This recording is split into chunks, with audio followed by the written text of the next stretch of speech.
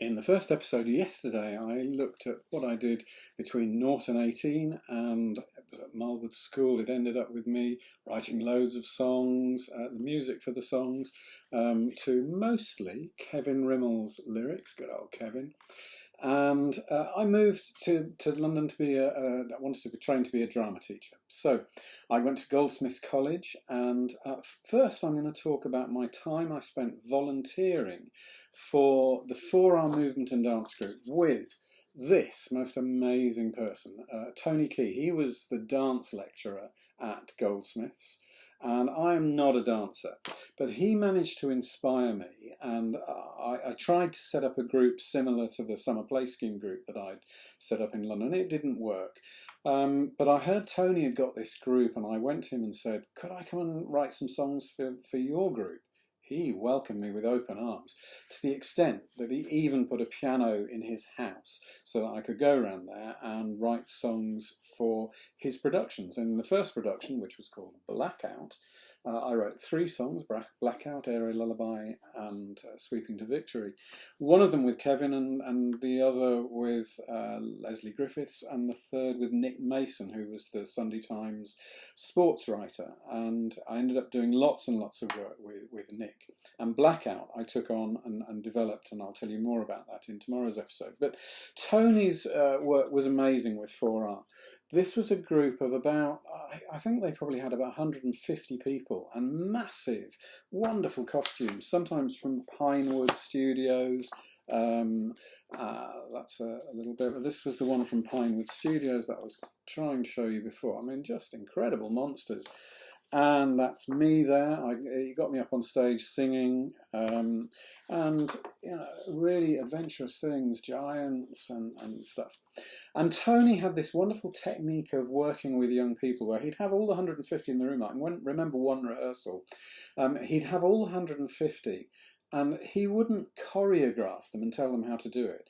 He'd tell them the song lyric and then ask them in small groups to figure out what movements they'd do, and then somehow select from that and create the staging.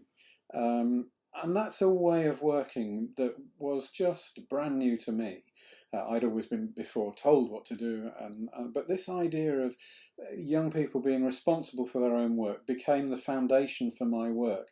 So this voluntary work that I did with 4R became so important for all the work I've gone on to do later. There's Ruth, who was the pianist. We had an orchestra from Goldsmiths who came and played the songs. I mean, how fortunate was I to have all my songs orchestrated? I actually did. I was taught by one of the music students, Noddy, there he is, to orchestrate. And this is us at a film. 4R got involved in making a film of Red Riding Hood, which is on YouTube, and I wrote some of the film score. I fancy that, being a student at college writing part of a film score.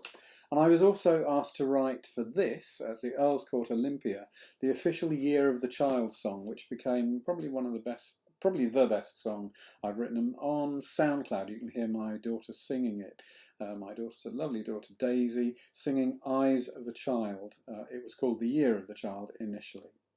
Anyway, I was meant to be at college training to teach. That was my teach training, and it gave me, as I said, the foundation for everything that I went on to do in youth theatre afterwards. Teach training was a mixture of 2 things. One, learning about education and the theories of how you should teach and so on. And the other side was drama at your own level. Now, my own level was nothing. I knew nothing about anything at all. I hadn't done O-level, I hadn't done A-level, and so it was way ahead of my level. If you said to me, well, what did you get from it? I gained a kind of real respect for Pinter, who tried to create plays using the words, writing words that seemed real and seemed as close to reality.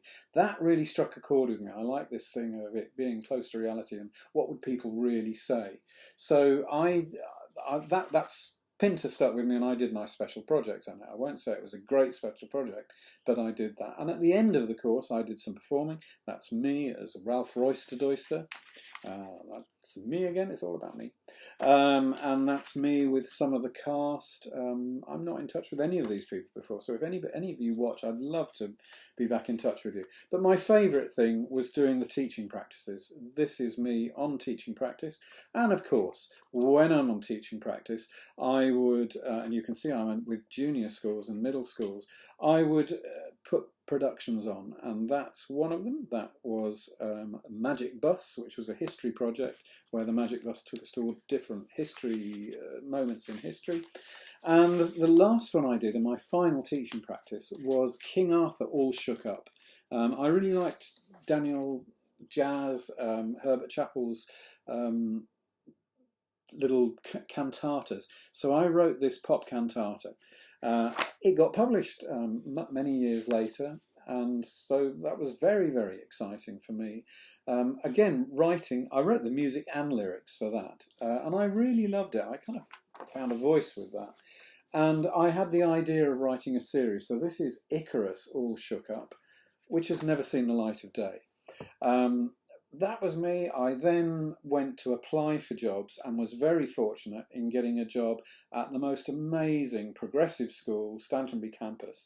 And I'll talk to you a little bit more about what I did there, both in curriculum and definitely out of curriculum, which began to see me move. It established my musicals, and then you'll see what happens. So tune in tomorrow or the day after to get the next episode. Thanks very much for listening and watching.